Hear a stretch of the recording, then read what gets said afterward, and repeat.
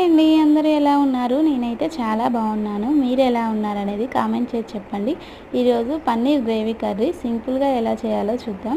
ముందుగా ఒక బౌల్లో పన్నీర్ పీసెస్ వేసుకొని కారం, ఉప్పు, పసుపు, మసాలా, గరం మసాలా కూడా వేసి కలిపి పక్కన పెట్టుకోవాలి.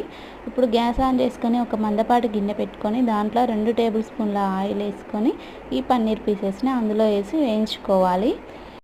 ఇలా ఆయిల్లో ఒక 2 నిమిషాలు ఫ్రై చేసి తీసేసుకొని పక్కన పెట్టేసుకోవాలి. ఇలా పక్కన పెట్టేసుకున్న తర్వాత మిగిలిన ఆయిల్లోనే కొంచెం జీలకర్ర, పెద్ద ఆనియన్స్ 2 తీసుకున్నానండి. వాటిని సన్నగా కట్ చేసి వేసుకున్నాం.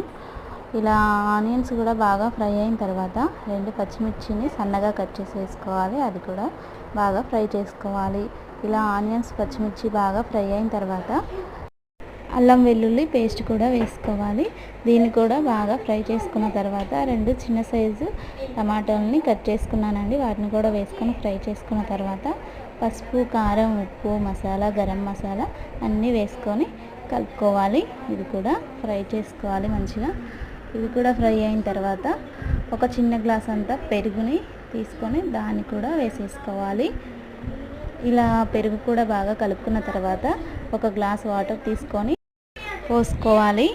అవి కూడా బాగా మరుగుతున్న తర్వాత వాటిలో ఈ వేయించి పెట్టుకున్న పన్నీర్ పీసెస్ని వేసుకొని కలుపుకోవాలి. ఇలా ఈ పన్నీర్ పీసెస్ కూడా ఒక 2-3 నిమిషాలు మంచిగా ఉడకనివ్వాలి. ఒక 2-3 నిమిషాల తర్వాత మన గ్రేవీ కర్రీ అయితే ఇక రెడీ అయినట్టేనండి. దాంట్లో ఫైనల్గా కొత్తిమీర వేసుకొని బాగా కలుపుకోవాలి.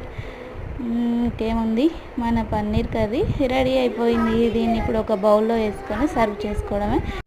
వీడియో నచ్చినట్టయితే లైక్ చేయండి, షేర్ చేయండి, సబ్స్క్రైబ్ చేయండి అబ్బా.